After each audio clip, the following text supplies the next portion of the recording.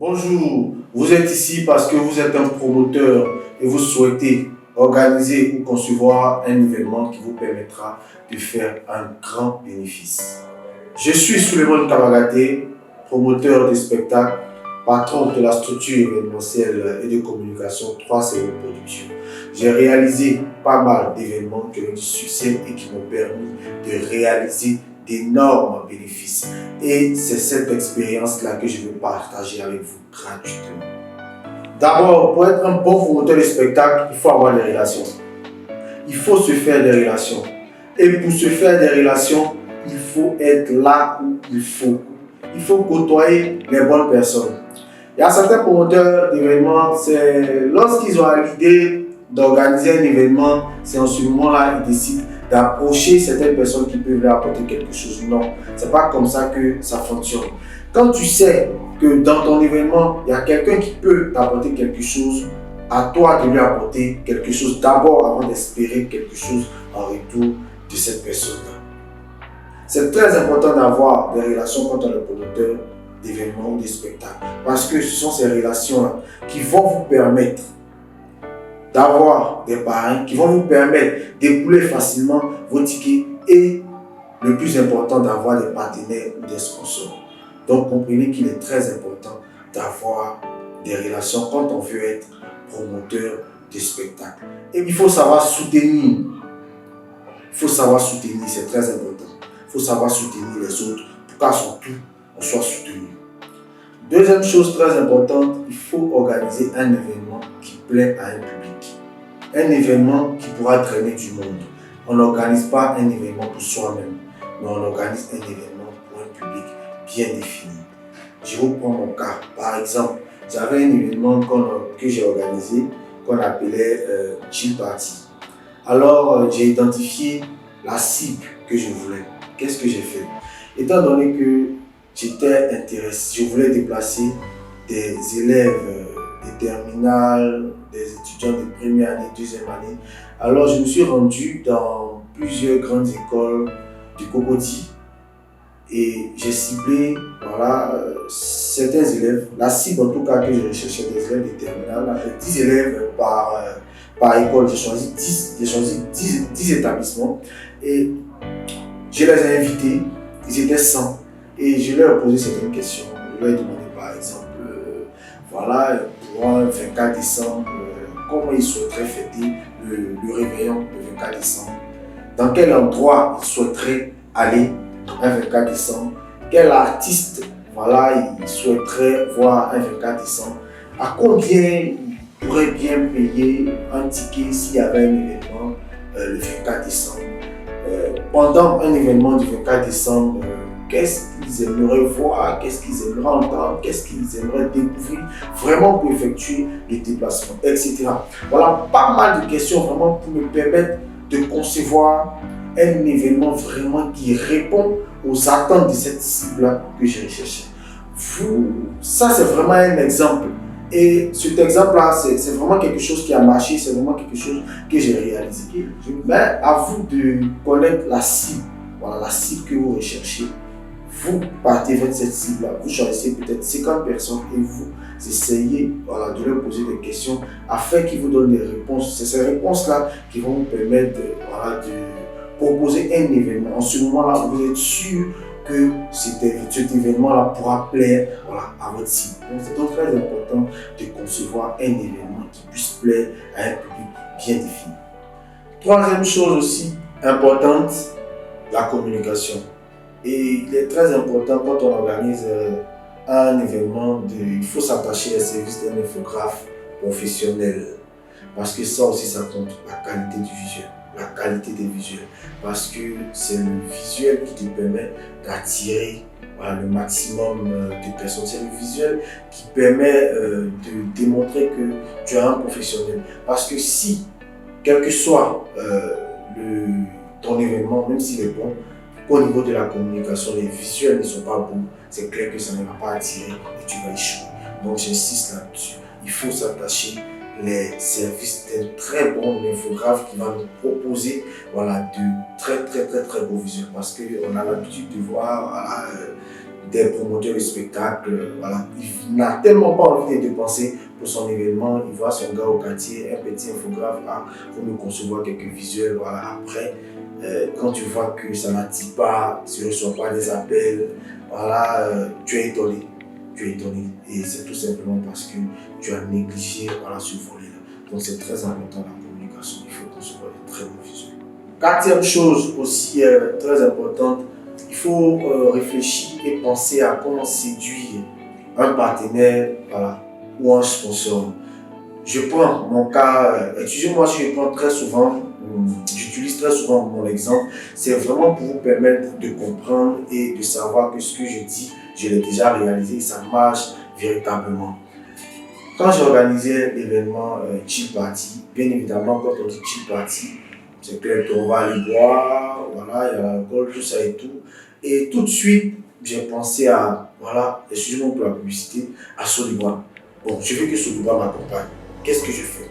Qu'est-ce que je fais pour que Solibra soit séduit par mon événement? Parce qu'il y a quelque chose que vous ne savez pas. Ne pensez pas que parce que vous avez organisé, parce que vous avez un projet d'événement, vous allez solliciter un partenaire ou un sponsor, il va vous accompagner. Le sponsor et le partenaire n'est pas obligé de vous accompagner. Si votre événement n'est pas intéressant, il ne vous accompagnera pas. Sachez que vous êtes des milliers et des milliers à les solliciter pour accompagner vos événements. Donc, sachez concevoir votre événement aussi en fonction du partenaire ou du sponsor que vous voulez solliciter. Alors, je poursuis pour dire, par mon exemple dont j'étais en train de parler, Chill Party. Je réfléchis, je sais que sur le bras, j'ai une boisson qu'on appelle Bob Chill. Moi, j'appelle mon événement Chill Party. C'est clair que Bob Chill Party, bien évidemment, sur le bras serait intéressé à associer un de leurs produits, parce qu'il faut savoir que sur le bras, ils ont plusieurs produits. Mais comme mon événement s'appelle Chill Party, et subitement ils pensent à un de leurs produits qu'on appelle Bob Chill. Vous voyez qu'il y a Chill, Bob Chill, Chill Party. Bien évidemment, c'est quelque chose qui peut les intéresser. Ils n'auront pas de mal à associer leurs produits à mon événement parce que c'est quand même la même terminaison, et puis ils savent que bien évidemment les gens vont consommer. Ils savent que s'ils viennent avec un produit qui s'appelle Bob Chill à un événement qui s'appelle Chill Party, c'est clair que le produit va passer facilement dans la tête de toutes ces personnes-là qui seront présentes à mon événement. Et là, c'est un exemple. Un autre point très important, quand on organise un événement, il faut connaître sa cible et trouver la stratégie pour atteindre sa cible. On n'organise pas un événement pour tout le monde à la fois. On organise un événement pour une cible bien définie. C'est un festival que j'organise pour telle commune. Ma cible, c'est les gens de tel quartier ou c'est les gens de la commune. C'est un événement que j'organise pour des jeunes de 16 ans. Ma cible, c'est des jeunes de 16 ans à 24 ans. C'est un événement pour enfants. Ma cible, c'est les enfants de 8 ans à 12 ans. Il faut identifier la cible. Il ne faut pas organiser un événement pour pouvoir espérer ou pour pouvoir penser à toucher plusieurs cibles différentes. Quand c'est comme ça, tu te perds, tu fournis beaucoup d'énergie et au final, tu ne gagnes rien. Je vais prendre encore, pour exemple, mon événement Chill Party. Ma cible, c'était des élèves de terminale, première année et deuxième année. Qu'est-ce que j'ai fait? J'ai dit d'entrée que je suis allé les voir. D'abord pour avoir leurs avis, pour leur poser certaines questions. Et c'est leurs réponses-là qui m'ont permis de concevoir mon événement. Mais je ne me suis pas arrêté là. Je leur ai demandé de s'associer à mon événement. Je leur ai partagé ma vision, mon projet. Je leur ai demandé d'intégrer mon équipe. Qu'est-ce que je fais? Je ne suis pas en terminale, je ne suis pas en première année. Alors, je sais que ce sont eux, les élèves là, ce sont eux qui sont en première année ou ce sont eux qui sont en terminale. Alors, qu'est-ce que je fais? Je les associe à mon événement. Je leur demande d'intégrer mon équipe. Généralement, les élèves de terminale, première année, ce sont des élèves stationnés qui ne sont pas sur Facebook. Je dis généralement, je ne dis pas que personne n'est sur Facebook. Mais je dis généralement, ils ne sont pas sur Facebook, ils ne sont pas sur Instagram, donc WhatsApp. Donc WhatsApp, pour échanger entre eux amis. Et aujourd'hui, l'une des communications les plus puissantes, c'est les statuts WhatsApp. Alors, je leur demande à eux, je leur partage du moins les informations de l'événement, les visuels, les vidéos, et je leur demande de balancer en statut WhatsApp. Sachez que pour qu'un étudiant ou un élève de terminale se déplace ou s'intéresse à ton événement, c'est sûrement parce que son ami a publié cet événement-là, soit peut-être sur ses réseaux, peut-être parce qu'il a vu en statut WhatsApp. En ce moment-là, il commence à s'intéresser à cet événement-là. Il s'est dit que si mon ami a publié cet événement-là en statut WhatsApp, c'est que cet événement va venir.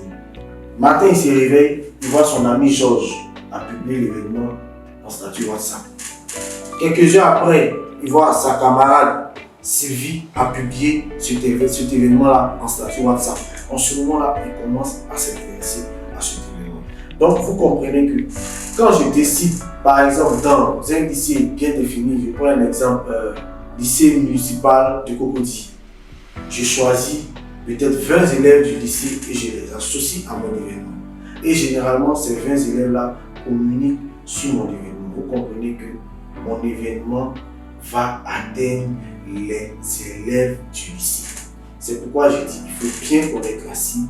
Une fois qu'on connaît la cible, il faut trouver la stratégie pour toucher la cible. On ne communique pas pour communiquer, on communique pour toucher et atteindre la cible. Une fois que tu as identifié la cible, il faut réfléchir, il faut trouver la stratégie pour que ton événement touche la cible. Un point très important, quand on organise un événement, il faut se fixer un objectif de personnes à déplacer.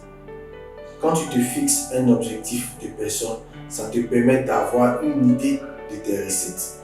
Et c'est en fonction de tes recettes, tu vas définir ton budget de ta campagne. Donc c'est très important. J'organise un événement dans un lieu précis. Combien de personnes peuvent supporter ce lieu? Un exemple toujours, Iva Golf Club, j'organise mon événement là-bas. Je me renseigne combien de personnes ça peut prendre. Je me fixe un objectif. J'ai 4000 personnes à déplacer. 4000 personnes, l'entrée est à 5000. Ça me fait 20 millions de recettes. Étant donné que j'ai 20 millions de recettes, c'est clair que je dois m'arranger pour que, y compris ma campagne publicitaire, la logistique, en tout cas, toutes mes dépenses ne doivent pas excéder les 10 millions. Donc comprenez qu'il est très important de se fixer un objectif de personnes à déplacer. Ça peut être 1000 personnes, ça peut être 500 personnes, ça peut être 200 personnes. Et en fonction de ce nombre de personnes-là, vous allez évaluer votre recette. Et en fonction de votre recette, vous allez évaluer vos dépenses. Vous devez faire vos dépenses en fonction de votre recette. Vous n'allez pas organiser un événement qui peut vous rapporter 2 millions et vous allez aller dépenser 3 millions. Vous comprenez que clairement, vous organisez cet événement-là à perte. Donc, une fois que vous avez défini le nombre de personnes à déplacer, une fois que vous avez une idée de votre recette, vous devez vous fixer une dépense à ne pas franchir. Si votre recette est évaluée à 10 millions, dites-vous que vous avez 5 millions de dépenses à faire. Vous devez vous arranger vraiment à ne pas dépasser les 5 millions. C'est-à-dire que dans vos 5 millions de dépenses, il doit avoir vos cachets d'artistes, il doit avoir votre campagne publicitaire, il doit avoir votre logistique, il doit avoir les salaires de tous ceux que vous avez payés, qui vont travailler pour votre événement. Donc vous comprenez que c'est très important. Un autre point encore important, il faut savoir former son équipe. Quand on décide d'organiser un événement, il faut savoir former son équipe. C'est extrêmement important. Ce n'est pas parce qu'on a une idée d'événement qu'on va aller choisir des amis qui ne font rien au quartier. Ah les gars, venez m'aider, on va organiser un événement. On constitue une équipe de 10 à 15 personnes et on voit que finalement, tout l'événement repose sur nous. On a choisi des personnes qui ne nous apportent rien, on a choisi des personnes qui ne nous servent à rien. C'est très important de choisir des personnes. Tu n'es pas obligé de travailler avec des personnes que tu côtoies ou des personnes que tu as l'habitude de fréquenter. Tu peux faire intégrer des personnes même que tu ne connais pas, mais tu penses que ces personnes-là peuvent t'apporter quelque chose. Tu réfléchis, tu sais que dans la communication, tu as besoin de toucher telle personne. Alors tu vas voir cette personne-là, vraiment qui peut te permettre d'atteindre ta cible. Donc, c'est très important de savoir former son équipe. C'est très important de savoir qui doit appartenir à ton équipe. Tu sais que tu as un événement, tes tickets sont à 5 000, tes tickets sont à 15 000 ou 20 000. Mais tu as dans ton équipe là, ces personnes-là qui ne peuvent même pas te permettre de vendre un seul ticket. Après, tu es étonné d'avoir échoué. Tu sais que tu vends des tickets à 15 000, alors dans ton équipe, tu dois avoir des personnes même qui n'ont même pas de mal à se procurer un ticket de 15 000. Tu sais que tu vends des tickets à 50 000 ou à 100 000 dans ton équipe doit être constituée de personnes qui n'auront pas de mal eux-mêmes à débourser 100 000 francs pour pouvoir acheter un ticket. Quand tu as ces personnes-là, dis-toi que c'est à eux maintenant, ça sera à eux maintenant d'aller voir des personnes qui pourront débourser un montant, un montant du prix du ticket que vous aurez fixé. Donc comprenez que c'est très important, la qualité des personnes qui constituent votre équipe. Si vous n'avez pas les bonnes personnes, votre événement ne va pas évoluer. Si vous n'avez pas les bonnes personnes, vous n'allez pas déplacer de personnes pour votre événement. Si vous n'avez pas les bonnes personnes dans votre équipe, vous n'allez pas pouvoir vendre le ticket. Donc c'est très important d'avoir de très bonnes personnes qui vont constituer votre équipe pour votre événement. Votre équipe peut être constituée de 10 personnes, de 20 personnes, ça dépend de vous. J'aimerais aussi organiser des événements qui n'ont pas marché dans le temps, quand j'étais à mes débuts. Voilà, je me levais un bon matin, comme le nom est joli à entendre, je conçois l'événement, j'appelle mes gars, tap, on est sur le terrain, et puis en fin de compte, ça ne marche pas, j'attrape ma tête, j'ai perdu de l'argent. Mais j'ai appris de mes erreurs, et aujourd'hui, il y a des erreurs que, franchement, je ne peux plus faire.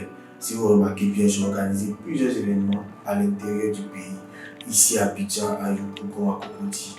Vous pouvez vous renseigner vraiment des événements qui ont eu d'énormes succès, qui m'ont permis de faire d'énormes bénéfices.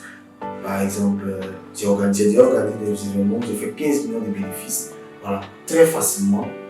Et c'est vraiment cette expérience-là que je vais partager gratuitement avec vous. Vous allez remarquer que cette vidéo-là, elle devient trop longue. Je ne pourrai pas vous donner vraiment tout le coaching gratuit que je veux bien vous donner. Alors, ce qu'on va faire, là, je vous ai donné quelques grandes lignes. Donc, vous allez regarder le bas de cette vidéo.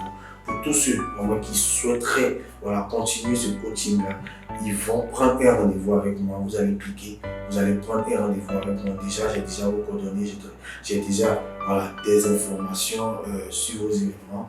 On va vous appeler, on va prendre un rendez-vous et vous serez à mon bureau et on va discuter de vos événements. Je vais vous accompagner, je vais vous offrir gratuitement le coaching du début jusqu'à la fin de votre événement. Et rassurez-vous que le coaching que je vais vous donner va vous permettre vraiment d'organiser votre événement et faire un grand bénéfice. J'ai déjà coaché plusieurs personnes. Ces personnes aussi sont présentes, sont vivantes et pourront témoigner. Alors, cliquez en bas sur prenez rendez-vous. On va vous contacter, on va continuer, on va poursuivre ce coaching gratuit là. Ciao, ciao.